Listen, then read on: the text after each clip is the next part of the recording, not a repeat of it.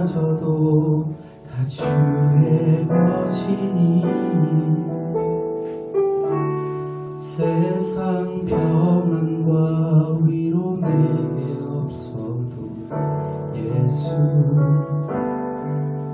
오직 예수뿐이네.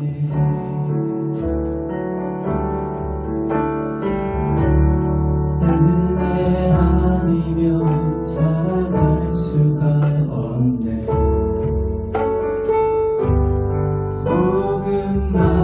복음마저도 다 주의 것이니 세상 평안과 위로 내게 없어도 예수 오직 예수뿐이네. 그 신계획 나올 순 없고 작은 고난에 지쳐도 주께 묻기 나의 모든 삶 버티고 견디게 하시네. 은혜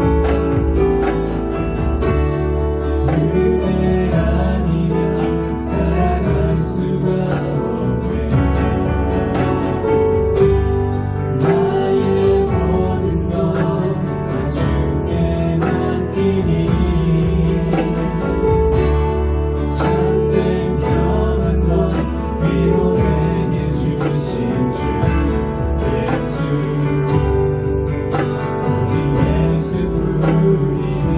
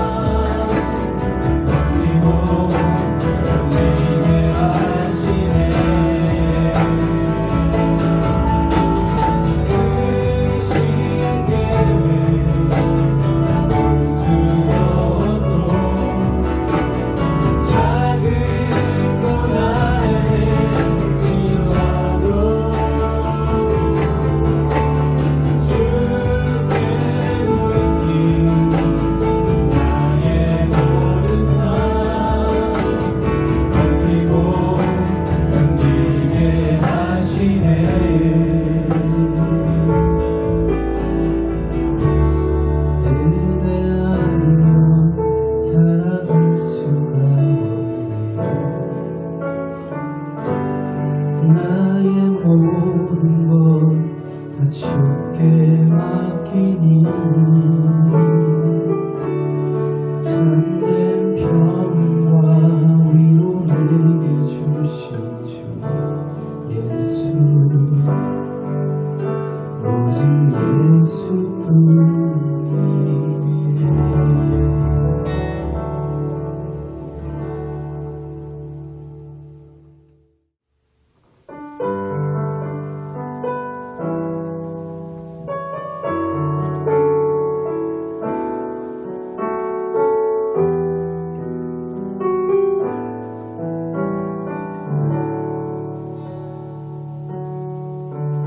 같은 길에서 다른 계절을 만나고 기쁨 슬픔 반복되는 모든 시간 속에서 주님은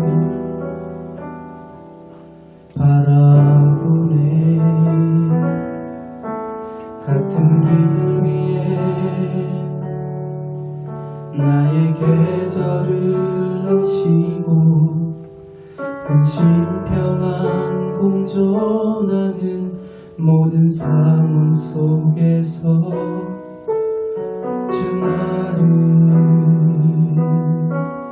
살피시네. 하늘에 닿아도 주님밖에 없고 땅 위에 놓여도 주님밖에 없네. 인생을 걸을 때 주를 따라가고 내 삶이 다할 때 주님 곁에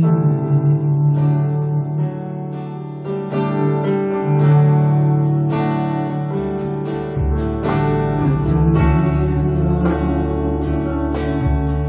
다른 계절을 만나도 기쁨 슬픔 반복되는 모든 시간 속에서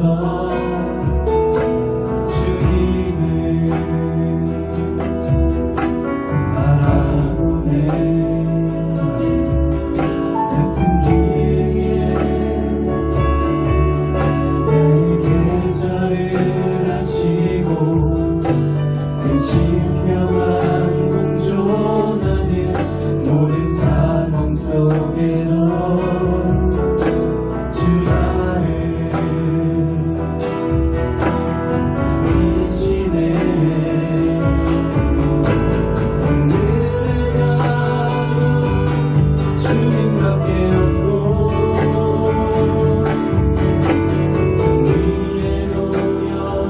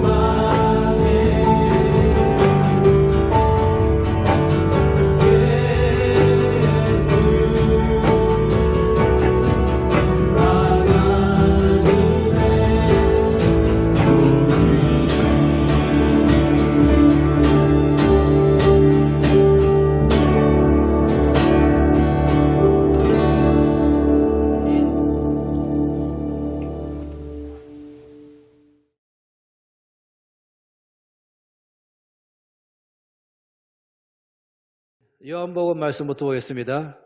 13장 36절에서 38절입니다. 요한복음 13장 36절에서 38절 말씀, 이 말씀 같이 읽겠습니다. 시몬 베드로가 이르되 주여 어디로 가시나이까? 예수께서 대답하시되 내가 가는 곳에 내가 지금은 따라올 수 없으나 후에는 따라오리라. 베드로가 이르되 주여 내가 지금은 어찌하여 따라갈 수 없나이까? 주를 위하여 내 목숨을 버리겠나이다. 예수께서 대답하시되 내가 나를 위하여 내 목숨을 버리겠느냐? 내가 진실로 진실로 내게 이르노니 닭 울기 전에 내가 3번 나를 부인하리라. 이 말씀은 우리가 아는 것처럼 이제 주께서 이 땅에 계시는 마지막에 시간 동안에 갖고 있는 대화 내용이었습니다. 주께서는 제 아들의 발을 씻기는 사건도 있고요, 또 성만찬 사건도 있으면서 이제 말씀하신 것은 내가 이제 너희와 함께 있지 않고 너희를 떠날 것이다. 이것이 첫 번째 대주제였습니다.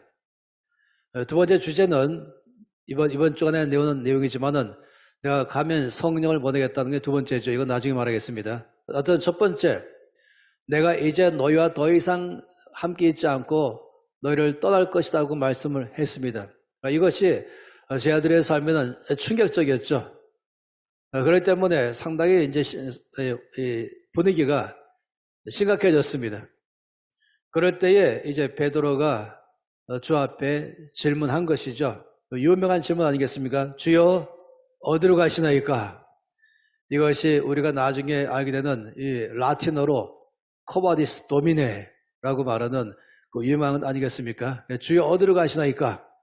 라고 이제 베드로가 질문했습니다. 근데 여기에 대해서 주께서 베드로의 자존심을 건드릴 만한 말씀하셨습니다. 그것은 뭐냐면은 내가 지금은 나를 따라올 수 없다 라고 말씀하시고 이렇게 말씀했어요. 후에는 나를 따라오겠다 라고 말씀하신 것입니다. 네가 지금은 나를 따라올 수 없고 나중에야 넌 나를 따라올 수 있다 라고 주께서 말씀했죠.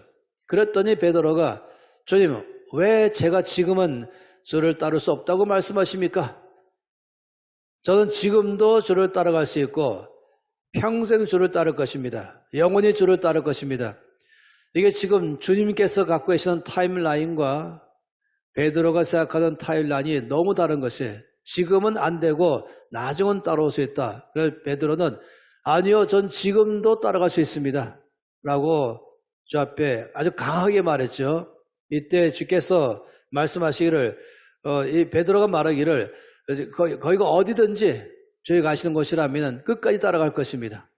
만일에 목숨을 내놓으라면 목숨까지 내놓으면서 따라갈 것입니다 라고 베드로가 강하게 말씀했어요. 주께서 말씀하기를 내가 정말로 목숨까지 나를 위해 버리겠느냐 하시면서 요한복음에 나오는 우리 주님의 이 습관적인 말투가 있잖아요. 진실로 진실로를 2번 반복하실 때는 언제나 강조하실 때, 중요할 때마다 주의 말씀의 어투입니다. 진실로 진실로 내게 이르노니 네가 닭 울기 전에 3번 나를 부인할 것이다 라고 말씀했습니다. 성경은 여기서 대화가 끝났지만은 우리가 짐작하는 것은 베드로가 그 주의 말씀 앞에 그냥 예라고 절대로 말할 리가 없습니다. 오히려 더 강하게 펄쩍 뛰면서 제가 주님을 부인한다니요, 그것도 3번씩이나 부인하다니요, 절대로 그런 일은 없습니다 라고 했던 것입니다. 우리가 이미 결과를 알죠. 결과는 주께서 말씀하신 대로 일어났습니다. 너무나 어이가 없게도 베드로가 말한 대로 일어나지 않은 것입니다. 그런데 이 첫 시간에 제가 이 말씀을 하는 이유가 있어요. 여러분에게 질문하고 싶어요. 그것은 베드로가 주께 말씀드린 그 고백은 진정성이 있을까 하는 것이에요. 마음에서부터 나온 것인가? 마음에서부터 우러나서 말씀한 것인가? 왜 지금은 따라갈 수 없다고 말씀하십니까? 아니요. 저는 지금도 따라갈 것입니다. 목숨까지 버리면서 주를 따를 것입니다.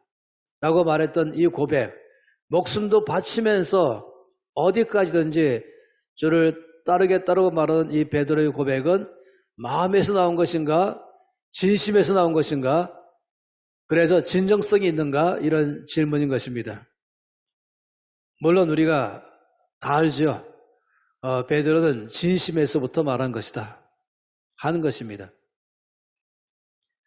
그런데 우리를 괴롭게 하는 것이 이것입니다. 요한복음의 그 다음 말씀 본다면은 너희가 나를 사랑한다면 내 말을 지켰을 것이다 라고 하는 것. 우리의 행동의 결과에 따라서 우리의 신앙이 측정되어 버리고 우리가 말한 것의 결과에 따라서 우리가 말한 것에 대한 진정성이 그때 가서 평가되는 것 가운데 있다 보니까 이걸 괴롭게 하는 것이 베드로가 내가 지금도 주를 위해서 목숨까지 버리겠다고 말했는데 사실은 어이가 없게도 주님을 아주 강하게 3번씩이나 부인했잖아요. 그냥 모릅니다 정도가 아니고 우리가 아는 것처럼 저주했다 그랬습니다. 욕했다 그랬습니다. 그럼 맹세까지 했다고 말했습니다. 너무너무 어이가 없는 행동을 베드로는 취했던 것이죠. 그러나 여러분이 아는 것처럼 베드로는 그때 말할 때는 진심에서 말했습니다. 베드로가 진심으로 말했다는 것에 대해서는 성경에서 많은 곳에서 증명이 됩니다. 예를 들어 말한다면 처음에 그가 어부의 삶에서 주를 쫓았을 때를 여러분이 기억하지 않습니까? 그는 밤새도록 고기를 잡다가 실패했지만 주께서 말씀하시기를 깊은 데로 가서 그물을 내려 고기를 잡아라 말씀했을 때에 베드로가 제가 밤새도록 수고했을 때 얻은 것이 없지만은 말씀에 의지하여 그물을 내리겠습니다 했을 때에 엄청난 물고기를 잡은 것을 우리가 알고 있습니다. 어부로서 베드로는 그날이 소위 대박이 터진 날이었습니다. 이때까지 어느 때보다도 가장 많은 물고기를 잡은 날이었습니다. 얼마나 많이 물고기가 그물에 들어왔는지 그것을 갖다가 끌어올릴 때에 그물이 찢어지고 또 혼자서 힘으로 못 올라오고 자기 형제 안드레와 둘이 올려도 못 올라오고 그래 다른 배에 있는 동료 야고보 요한까지 와서 도와서야 겨우 그 그물을 끌어올렸고 거기서부터 쏟아낸 물고기는 2배의 물이 잠길 만큼 꽉 찼다. 어마어마한 일이 있었던 것입니다. 사실 이것은 우리가 이번 주간에 내내 볼 수 있는 내 힘과 내 경험과 내 능력으로 살아갈 때에는 실패할 수밖에 없지만은 주의 말씀 따라 믿음으로 반응할 때에는 언제나 열매가 가득하다 하는 것이 사실 중요한 것 아니겠습니까? 이것은 우리가 큰 소망을 주는 것입니다. 어쨌든 이런 엄청난 사건이 자기 앞에서 벌어진 것을 보고 베드로는 충격받고 바로 주 앞에 엎드렸습니다.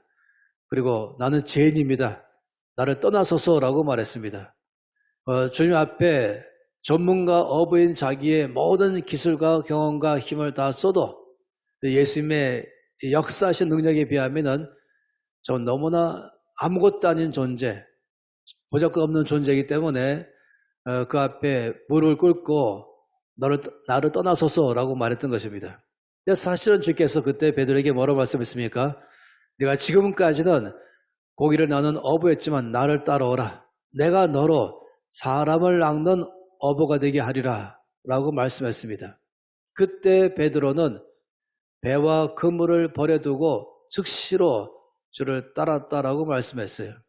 사람이 실패했을 때 주를 따르는 것은 어렵지 않아요.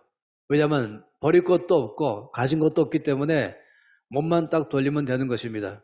그렇지만 사람이 가진 것이 많을수록 주를 따르는 게 어렵지요. 더군다나 지금 최고의 절정기에 성공의 시간을 맞이했는데 그때는 더 그것을 다 버리고 주를 따르는 것은 어렵습니다. 성공을 뒤로하고 주를 따르는 것은 그건 진정한 제자만이 할 수 있는 것입니다. 그것은 주님을 이 모든 나이 갖고 있는 것 성공보다 더 가치 있게 여길 때만이 가능합니다. 내가 사랑하고 아끼는 이 모든 것보다 더 주를 사랑할 때만이 가능한 것입니다. 그 베드로가 모든 것을 버리고 즉시로 주를 쫓았다.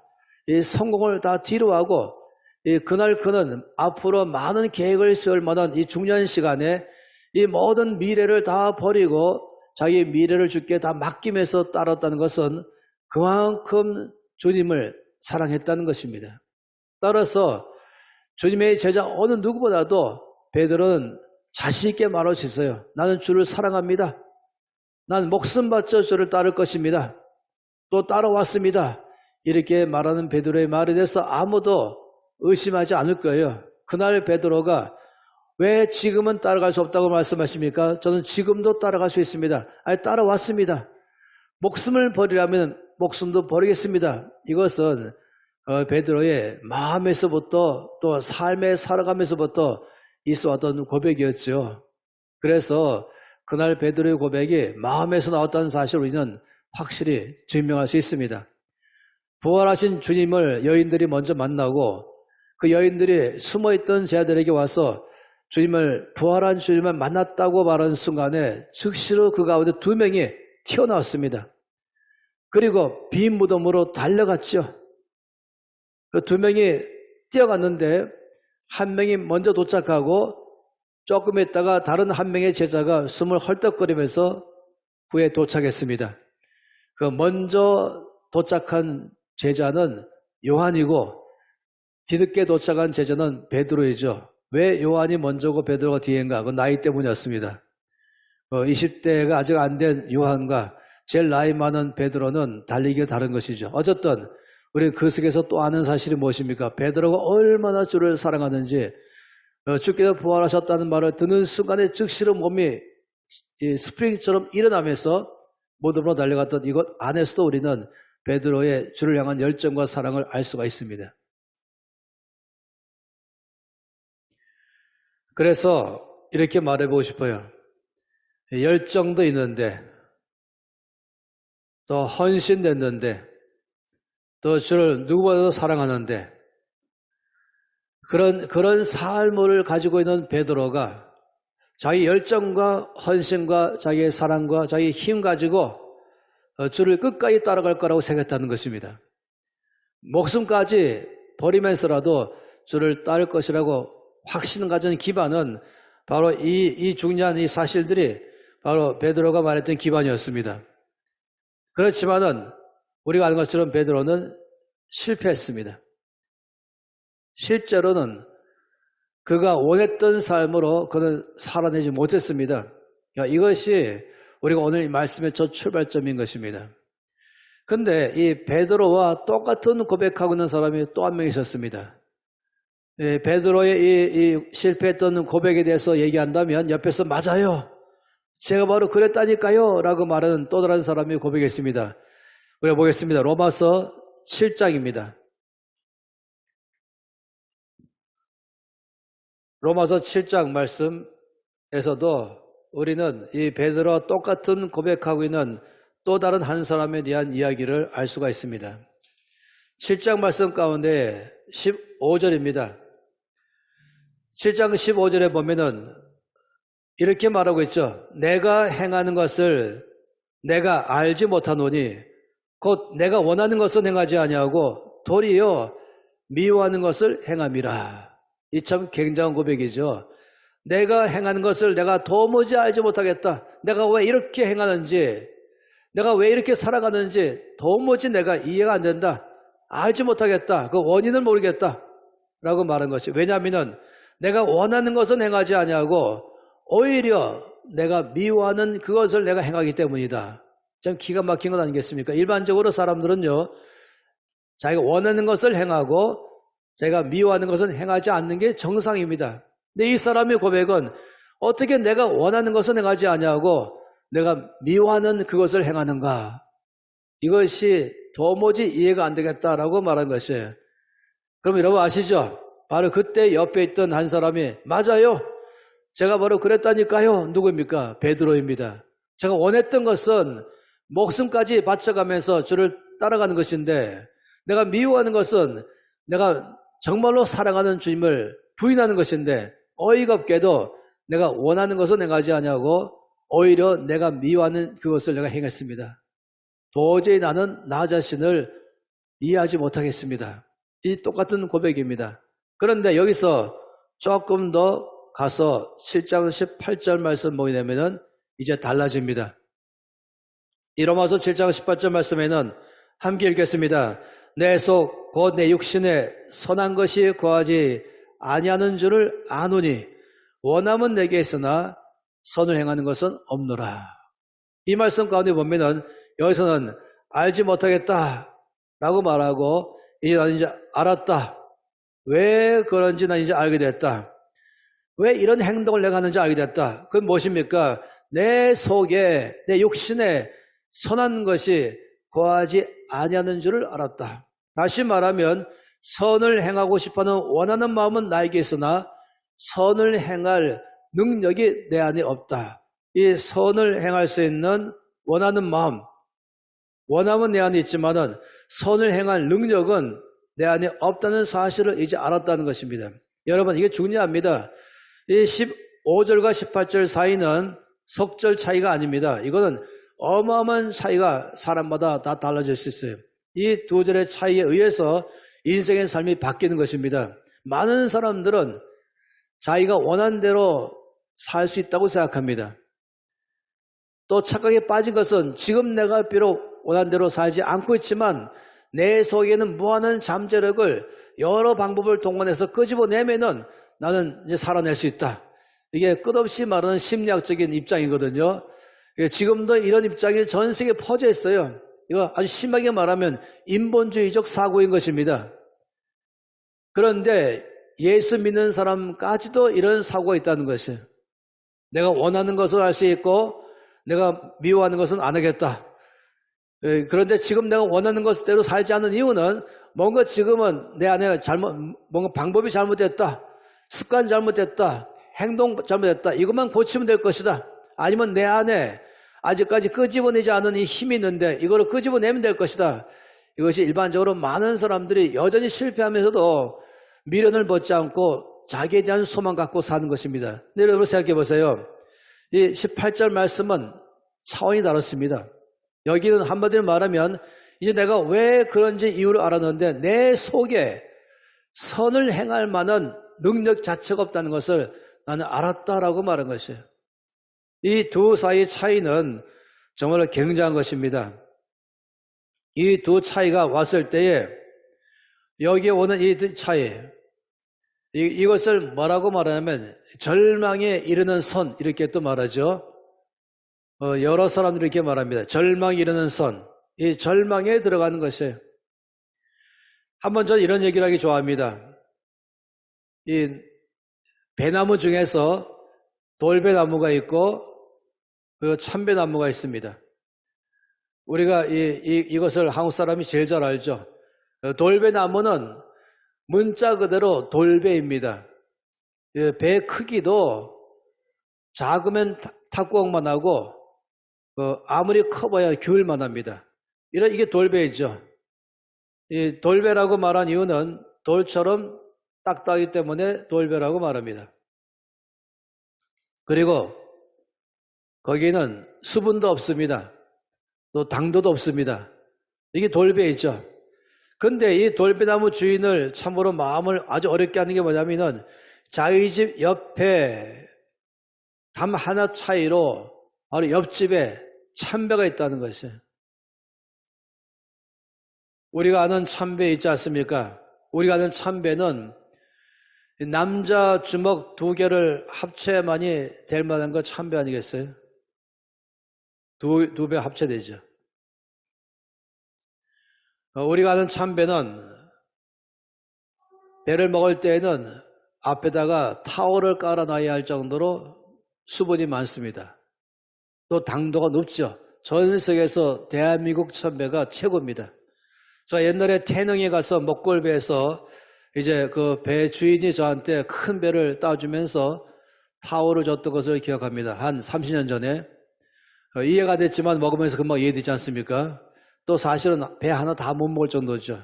그러니 이 배나무 주인을 어렵게 하는 것 이 돌배나무 주위를 이렇게 하는 것은 바로 담 하나를 끼고 옆집에는 참배가 열리고 자기 집 마당에는 돌배가 열린다는 것입니다. 그러니 자기 집 나무에 있는 돌배와 옆집 나무에 있는 참배를 바라볼 때마다 이 마음이 보통 어려운 게 아닙니다. 그래서 자기 나름대로 리서치했습니다. 그리고 두 가지 원인을 알아냈습니다. 첫째는 인색합니다. 내가 이 나무에서 열매를 많이 맺기 바랬지만은 영양분도 충분히 주지 못했고 또 거름과 퇴비를 못 주었다. 또 두 번째 원인은 게으름과 무관심이다. 이 거미줄을 치든지 아니면 잔가지가 퍼지든지 그런 게 별로 신경 쓰거나 돌보지 않았다. 그래서 그는 결정하기를 이 두 가지를 바꾸기로 결정했습니다. 첫 번째는 가장 좋은 영양분을 거기에다가 주기 시작했죠. 요즘에 영양주사도 많이 있잖아요. 그 최고의 영양주사를 넣고 또 최고의 거기에 이제 거름을 돌배나무에 줬습니다. 그리고 부지런히 이 나무를 돌보면서 가지치기 하기 시작하고 또 거기에 있는 모든 거미줄을 다 제쳐가면서 저 노력하면서 애쓰면서 투자하면서 자기 돌배나무를 돌봐줬습니다. 결과를 아시죠? 결과는 정말로 놀랍게도 훨씬 더 많은 돌배가 열렸다는 것입니다. 그건 기가 막힌 것이죠. 자기가 원했던 참배가 아니라 자기가 원하지 않는 돌배가 더 많이 열린 것이에요. 이 기가 막힌 이 결과가 온 돌배나무 주인은 드디어 옆집 참배나무 집 주인에게 방문했습니다. 그리고 그 앞에 가서 자기의 마음의 어려움을 토로했습니다. 난 도무지 이해가 안 됩니다.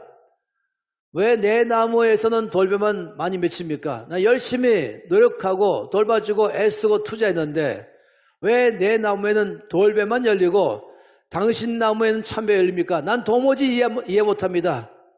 라고 말한다면 참배나무 주인이 이 돌배나무 주인 보고 뭐라고 말하시겠습니까? 제가 이것을 갖다가 학생들에게 질문하면 열심히 설명합니다. 여러분도 열심히 설명하시겠죠? 여러분이 참배나무 주인이라면 여러분에게 와서 이 돌배나무 주인이 이렇게 열심히 애쓰고 수고하고 노력한 것에 대해서 결과는 처참하게도 돌배만 더 많이 맺었다. 이것 때문에 도무지 이해가 안 된다라고 말할 때 여러분은 뭐라고 답변할 것입니까? 뭐라고 그 사람에게 대답해 줄 것입니까? 제가 아주 리얼하게 말해본다면 이것입니다. 그 돌배나무 주인 보면서 한마디로 당신 바보냐? 라고 말할 거예요. 바보 아니야? 그 돌배에다가 아무리 많은 투자하고 여러 방법을 사용하면서 노력했다 할지라도 돌배나무는 돌배 외에는 안 맺혀요. 돌배나무는 참배가 절대 맺지 않아요. 여러분 아시죠? 이 돌배나무에서 참배를 맺을 만한 확률이 몇 프로입니까? 몇 프로 정도가 여기 이 돌배에서 참배를 맺으겠습니까? 빵 프로죠, 빵. 제로입니다. 0%, 1%도 아니고 90%도 아니고 0%인 거예요. 한마디로 불가능한 것입니다. 이거 다 알고 있습니다. 지금 로마서 7장은 그 말씀을 하고 있는 것이에요. 그걸 알았다는 것이에요. 난 처음엔 몰랐던 거죠. 왜 나는 돌배만 맺히는가? 그런데 이제 알고 보니까 내 속에는 돌배를 맺을 만한 근본적인 능력이 없다. 근본적으로 가능성이 0%라는 사실을 알게 되었습니다. 여러분, 이걸 알게 될 때 이 사람의 나오는 반응이 뭔지 아십니까? 이걸 알 때 이 사람의 반응이 바로 24절입니다. 이 로마서 7장 24절 말씀은 이것을 알 때에 말하고 있는 고백입니다. 이 어마어마한 고백이죠. 이 7장 24절 말씀 뭐라고 말했습니까? 처음부터 아주 한탄에 말하기죠. 오호라 하는 것이에요. 너무너무 기가 막혀서 절망 가운데 말하는 오호라 하는 것이죠. 나는 곤고한 사람이로다. 이 사망의 몸에서 누가 나를 건져내랴. 여기에는 아마도 느낌표가 10개 붙을 거예요. 자기 안에 뭐라고 말했습니까? 이 7장 24절 말씀에서 제가 아주 관심 있게 보는 단어는 사망의 몸인 것입니다.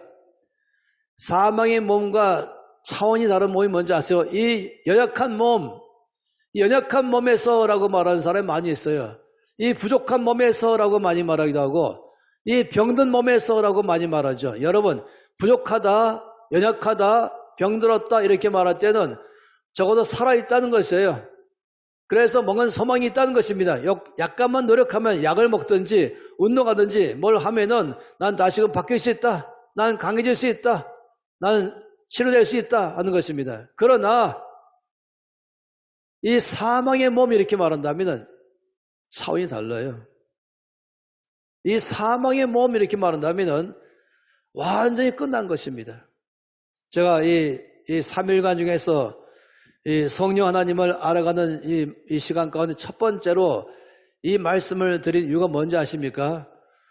여기 계신 모든 분들이 이 똑같은 고백 속에 나아가야만 다음 시간으로 가기 때문에 그렇습니다. 다음 시간으로 넘어가려면 이 7장에 나와 있는 이 로마 7장의 이 경험이, 이 고백이 나의 끝되기 시작해야만이 로마서 8장이 성령자이거든요. 그래야 그 다음에 역사가 일어나기 시작하는 것입니다. 오라 나는 곤고한 사람이로다. 이 사망의 몸에서라고 말하니까 자기 자신의 노력, 자기 자신의 경험, 자기의 힘, 자기 방법, 자기 기술 모든 것 다 아무리 이거 소용없잖아요. 사망이기 때문에. 그거 어떻게 하겠습니까? 그때는 드디어 도와주세요 라고 말한 것이죠. 드디어 그때는 손을 뻗치면서 주여 나를 도와주시옵소서 라고 나가는 것입니다. 제가 아는 것은 이것입니다. 김기성 목사님이 저를 이 강의에 초대한 것처럼 하나님께서 저에게 처음부터 이 성령을 강의를 할 수 있는 시간들을 수천 번 이상 가졌죠. 왜냐하면 처음부터 저는 이것을 깊이 경험한 사람이었습니다. 이건 저 자신의 고백이기도 한 것입니다. 저는 어릴 때부터 예수 영접하고 10대 때 헌신하고 그리고 대학 갈 때도 우리 김 목사님과 저하고는 학교 동문입니다. 대학 갈 때도 오직 평생 헌신된 삶을 살아내기 위해서 제가 대학 갔습니다. 제가 독일을 전공 택한 이유는 독일 가서 신학하고 돌아와서 목회와 신학하기 위해서 들어갔던 것이었습니다. 그런데 대학교 3학년 때 저는 제 인생의 삶에 큰 경험했어요. 성령을 체험한 것이죠. 저는 보수 중에 보수, 가장 보수적인 그런 교회에서 자라났습니다.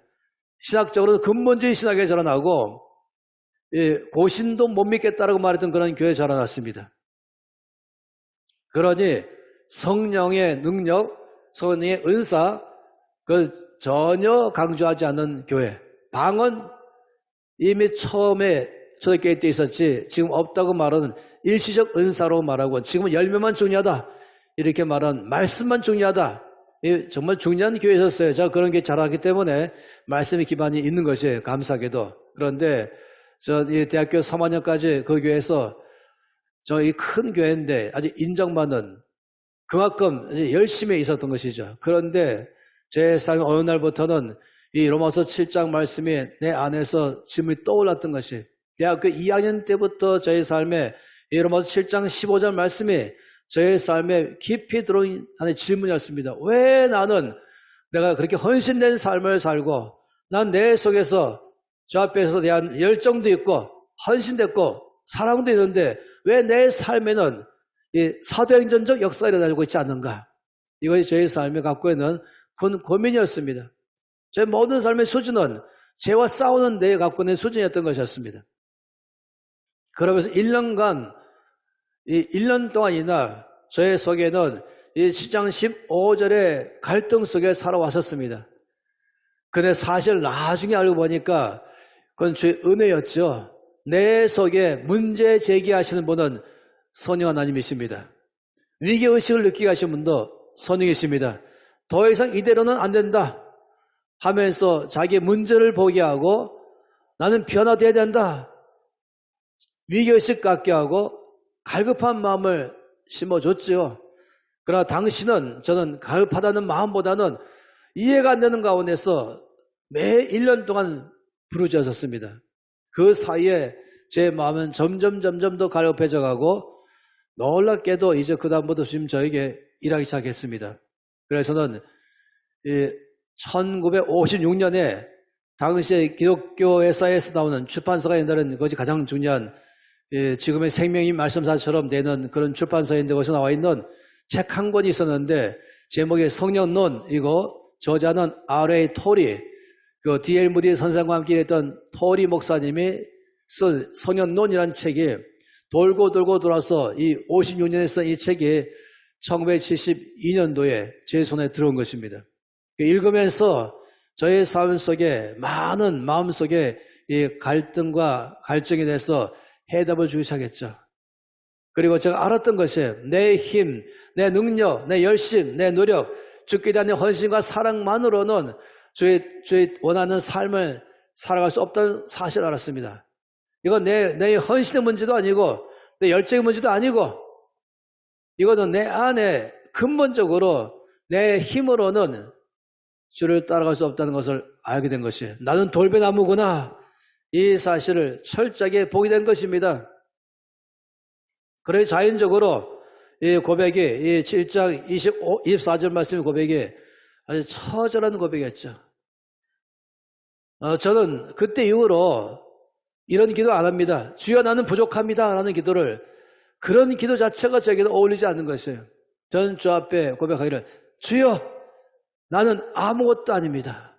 I am nothing before you. 나는 아무것도 아닙니다. 내 능력, 내 경험, 내 지식, 내 학력, 내 힘 이것은 주께 쓰임받는데 아무런 소용이 없습니다. 이러니 이 7장 24절의 말씀의 이 고백은 결과적으로 어떻게 하는 것입니까? 이 고백은 우리로 하여금 주 앞에 손들게 하는 것이죠. 주 앞에 전적으로 손들면서 주여 나를 도와주시옵소서. Help me 하는 것이죠. 내 안에서부터 해결하는 것이 아니라 인사이드가 아니라 아웃사이드로 손을 뻗으면서 주여 나를 도와주시옵소서. 여기에 대한 해답이 바로 8장으로 넘어가는 것입니다. 이런 사람에게 드디어 성령께서 역사하는 것이죠. 주께서 우리가 처음 봤던 말씀처럼 이 시간적인 타이밍에 왜 차이가 있었을까? 왜 주님은 베드로에게 너 지금은 안 된다. 나중에 따라오실 것이다라고 말한 걸 우리 압니다. 왜냐하면 정말로 베드로가 목숨 바쳐가면서 주를 따르는 한 시점이 있었거든요. 근데 그 전까지 베드로는 아니요 난 지금도 따라가고 있습니다. 할 수 있습니다. 내가 이미 증명했지 않습니까? 나의 헌신이, 나의 열정이, 나의 사랑이 이미 증명하고 있지 않습니까? 이것이 그가 말했던 근거였습니다. 그러나 주께서 말씀하신 근거는 그게 아니었죠. 주님 말씀의 근거는 뭐였습니까? 왜 여기 큰 삶의 이 중간에 엄청난 이 변화가 여기 있었습니까? 이 중간에 여기에 베드로의 삶에 일어났던 여기 터닝 포인트가 있었습니다. 그 터닝 포인트는 사도행전 2장에 나와 있는 오순절적 사건 때문에 일어난 것이죠. 이것이 베드로의 삶의 터닝 포인트였습니다. 다시 말하면 이 스가랴 4장 6절 말씀이죠. 우리가 다 잘 아는 것처럼 말입니다. 뭐라고 말씀했습니까? 이는 힘으로 되지 아니하며 능으로 되지 아니하고 오직 나의 신으로 되느니라. 이는 힘으로 되지 아니하고 또 능으로 되지 아니하며 오직 성령으로만 된다. 오직 성령. 이 고백은, 이 처절한 이 고백은 정말로 이 베드로의 삶에서 또 바울의 삶에서 경험했던 7장 15절, 18절, 24절의 이 경험을 한 사람에게 많이 이 스가랴 4장 6절 말씀이 심장이 와닿는 것이에요. 그냥 멀리서 말하고 있는 그런 차원에서의 이는 힘으로 되지 아니하며 능으로 되지 아니하고 오직 나의 신으로 되느니라 이것이 아닌 것이죠. 이건 하나하나의 단어가 이는 힘으로 되지 아니하며 능으로 되지 아니하고 오직 성령으로만 된다. 이렇게 고백하는 것입니다. 이 갈급한 마음, 이 간절한 마음을 갖기 시작할 때부터 거기서부터 주께서 역사하기 시작하는 것이죠. 거기서부터 은혜가 나오는 것입니다. 이번 이 3일 동안의 시간은 바로 여기 있습니다. 우리가 지금 여러분이 머무는 장소가 어딘지 상관없이 동일한 마음으로 가기를 원합니다. 이 3일간 동일한 입장으로 나기를 바라는 것입니다. 이 베드로와 이 바울의 고백이 곧 나의 고백되기 시작하며 그리고 오직 성령 외에는 이 일들이 가능하지 않습니다고 말하는 이 고백이 우리 모두 가운데 일어나기를 바라는 것이에요. 사도행전 1장 말씀을 보겠습니다. 사도행전 1장입니다.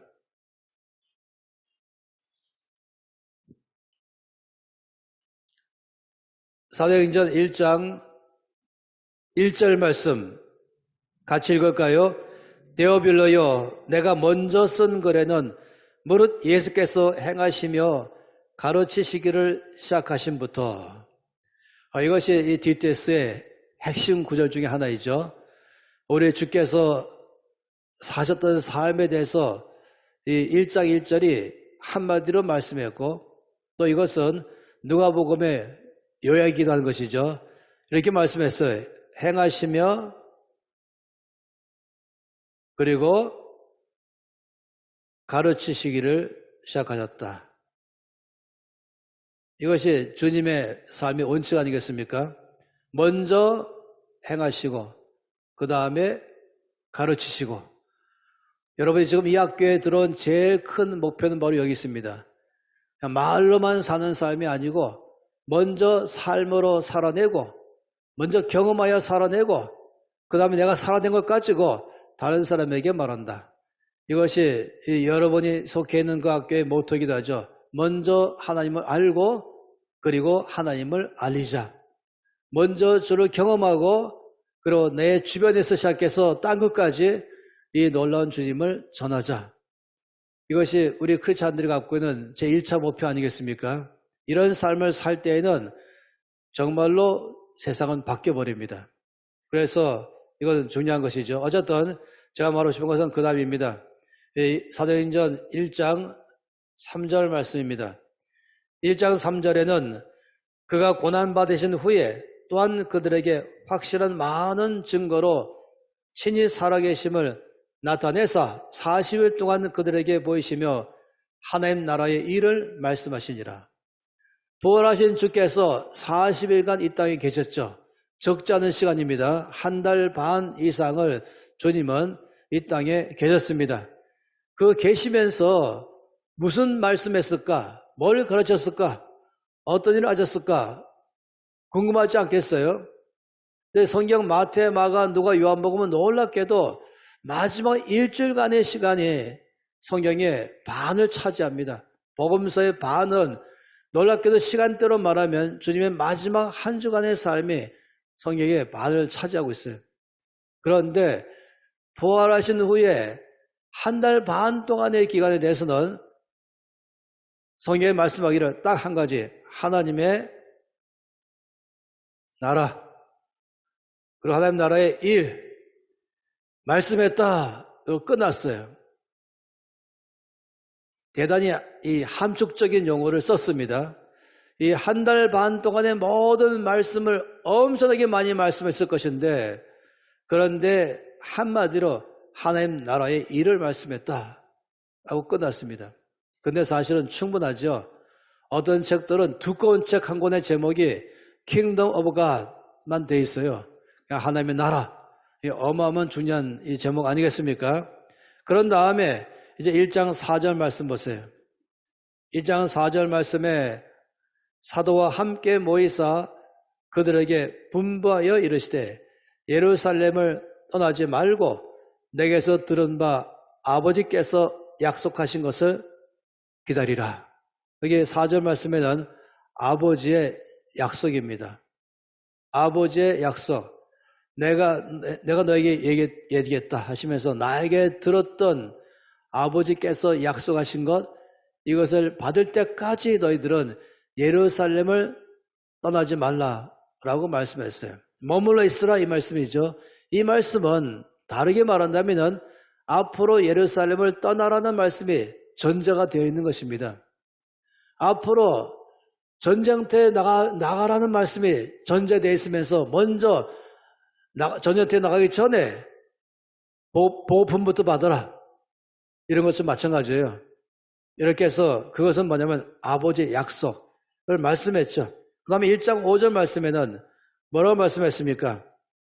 요한은 물로 세례를 베풀었으나 너희는 몇 날이 못되어 성령으로 세례를 받으리라. 여기에 이 물 세례와 성령 세례 두 종류의 세례가 나와 있죠.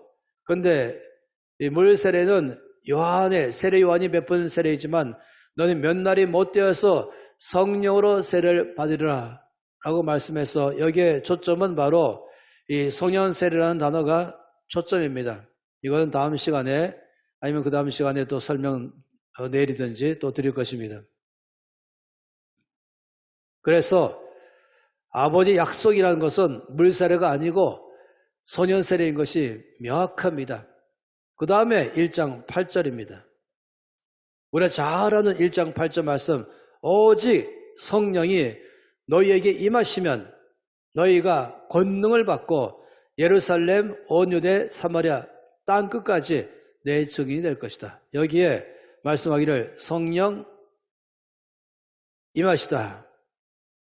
그러면 결과적으로 권능을 받고 목적은 증인의 삶을 사는 것입니다.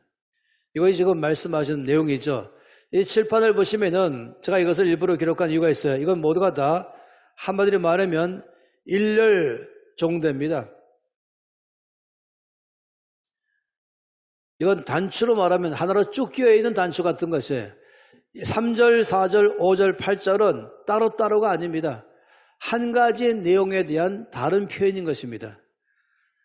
결과적으로 4절 말씀의 아버지 약속은 5절에 성령 세례 말하는 것이고 성령 세례 말하는 것은 8절 말씀에 성령 임하시는 걸 말하는 것이고 권능 받는 걸 말하는 것이고 증인되는 걸 말하는 것이고 이 모든 것 다 통틀어서 바로 하나님 나라의 일을 말한 것이다 하는 것입니다.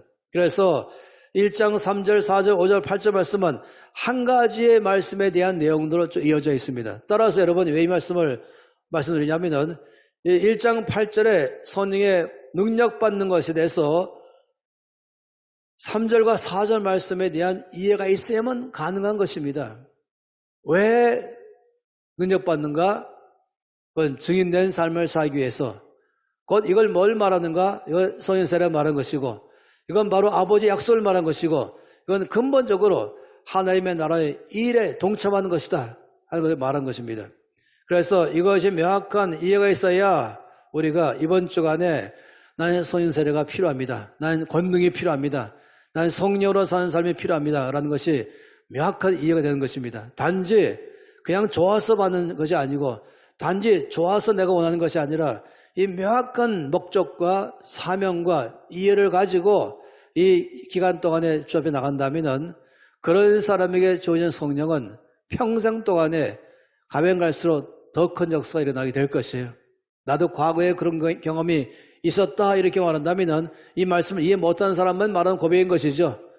이 말씀에 대한 명확한 고백이 있는 사람이라면 정말로 얼마나 성령의 세례 받는 게 중요한 것인지 성령의 권능 받는 게 얼마나 중요한 것인지를 알고 거기 그 삶으로 이제 평생을 목표를 재수정해서 살아나게 될 것입니다.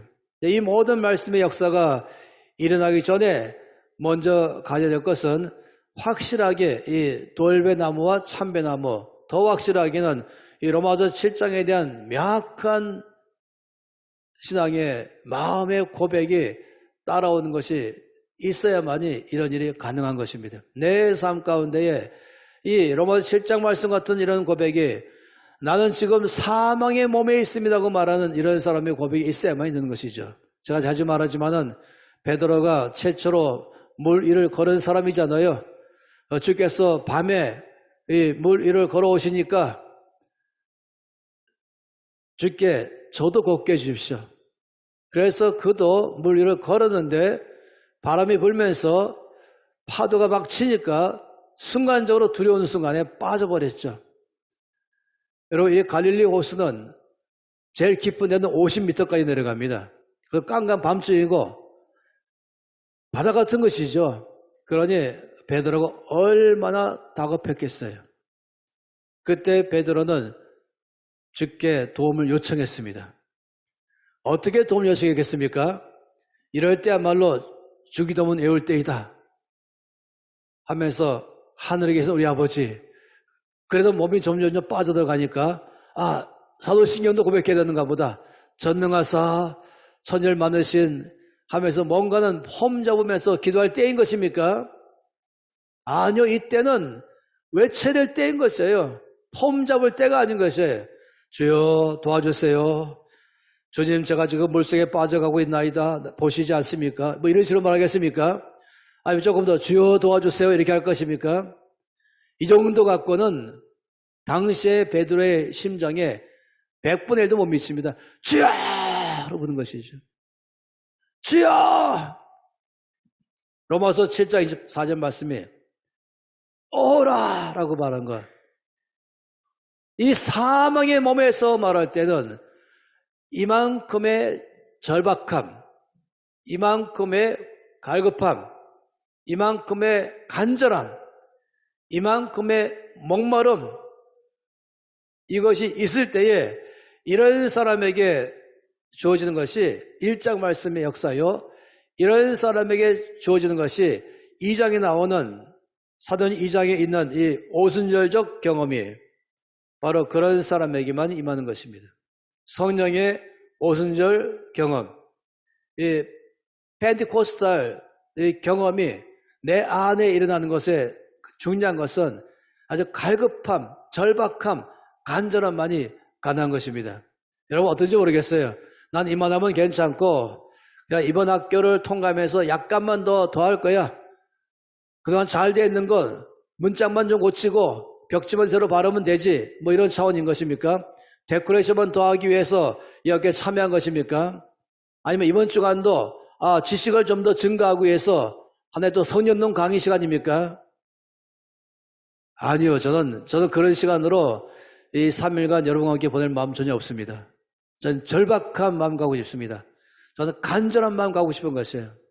그래야 그런 사람 가운데에 이 사도행전적 역사가 나의 것 경험하기 시작하는 것입니다.